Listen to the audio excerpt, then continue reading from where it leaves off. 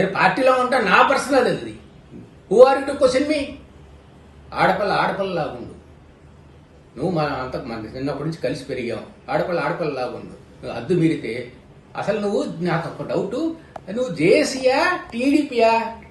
నువ్వు టీడీపీ తరఫున ఎందుకు పలుకుతున్నావు? మా తెలుగుదేశం ఉంటా అంటున్నావు, కరెక్ట్. నువ్వు టీడీపీ సభ్యత ఎప్పుడు తీసుకున్నావు? నా చూపించమ్మా, ఒక మీ ప్రసాద్ చూపించు, నీ సభ్యత్వం ఏ రోజు తీసుకున్నావు? అంటే నువ్వు జేఏసీ, మరి జేఏసీలో కీలక పాత్ర పోషించావు కదా తల్లి. దాన్ని ఏమంటారు? అంటే జేఏసీ తెలుగుదేశం రెండో ఒకటా? డోలెత్తుకున్నాడు చంద్రబాబు నాయుడు డోలెత్తుకొని వెళ్ళాడు అందరి దగ్గరికి. ఇక్కడి నుంచి బయలుదేరి తిరుపతి దాకా ప్రజలు బ్రహ్మరథం, ఒంట్లో గాజులు తీశారు, చెవు కమ్మలు తీశారు. అవన్నీ ఏమైనాయి? ఎంత వచ్చినాయి డబ్బులు? ఎంత వాడారు? ఎక్కడ పోతే అక్కడ ఫ్రీ భోజనాలు పెట్టారు. మీకు ఖర్చు ఏమీ లేదు.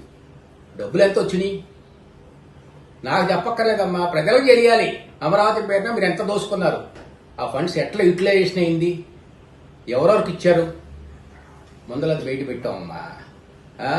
మీ అన్న గురించి నువ్వు మాట్లాడినా నాకు ఎవరికేం వచ్చేది లేదు. నువ్వు పార్టీ తెలుగుదేశం ఎంత లాగుదామన్నా అది చాలా చిన్నగా అది పడిపోయే బండి, అది మునిగిపోయే పడవ. నువ్వేంటి మాట్లాడతావు? గౌరవం నిలబెట్టుకో. ఈ లెక్కలన్నీ చూపించు. అసలు ఇన్కమ్ ట్యాక్స్ వాళ్ళకి ఇవ్వాలి కంప్లైంట్. ఈ డబ్బులు ఏం చేశారో వెళ్ళి పర్సనల్ అకౌంట్ స్టేట్మెంట్ పెట్టమను, బ్యాంక్ స్టేట్మెంట్ పెట్టమను, జేఏసీ బ్యాంక్ స్టేట్మెంట్ ఎంతో చినియో మొత్తం పెట్టమను. ఆ డబ్బులన్నీ ఎక్కడ వేసారు, ఎవరి డిపాజిట్? నిజంగా కనుక వాళ్ళ బుక్స్ ఆఫ్ అకౌంట్స్ లో పలానా వ్యక్తి ఇంత ఇచ్చారని రాయలేదంటే అది చట్ట ప్రకారం నేరం. అది తెలియదే వాళ్ళకి. ఏం చేయదులే, మా చంద్రబాబు నాయుడు చూసుకుంటాడని. ఏం చూసుకుంటాడు? ఆయనకే దిక్కులేదు. ఇది ఒక ఉదాహరణ అండి, ఎగ్జాంపుల్.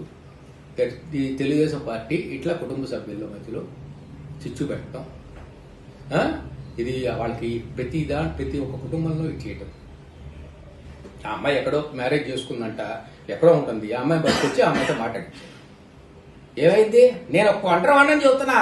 నేను తెలుగుదేశం పార్టీలో ఉన్నా లేదా ఆమెకెందుకు అంత ఇంట్రెస్ట్? ఎందుకు? జనం పిచ్చోళ్ళు కాదు. నువ్వు చెప్పే ప్రతి మాట ప్రతి ఒక్కరు అబ్జర్వ్ చేస్తున్నావు. గుర్తుపెట్టుకో, ఒళ్ళు దగ్గర పెట్టుకున్నావు. ఇప్పుడు అనవసరంగా చెప్తే నేను చాలా విషయాలు మాట్లాడాల్సి వస్తుంది. దానికి నువ్వు సమాధానం చెప్పలేవు. నువ్వు మా సిస్టర్, మేము అంత కలిసే పెరిగాం, అంత గౌరవంగా ఉన్నాం. మనం కుటుంబం బదారపడకూడదు. గుర్తుపెట్టుకో.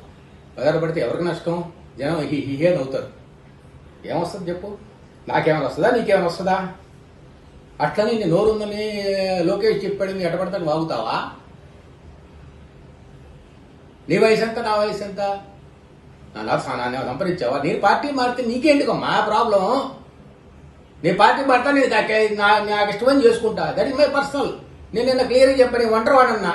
మా నాన్నకి ఇష్టం ఉందా, మా బాబాయికి ఇష్టం ఉందా, వాళ్ళు చెప్పే చేరా. నేను వాళ్ళకి ఇష్టం లేదంటే ఉంటాం మేము తిరగలేమన్నారు. వాళ్ళ ఇష్టం అది. వాళ్ళు తెలుగుదేశం పార్టీ ఇష్టం ఉందా ఇష్టం లేదా నాకు అనవసరం. This is my independent decision. Do you have any problem?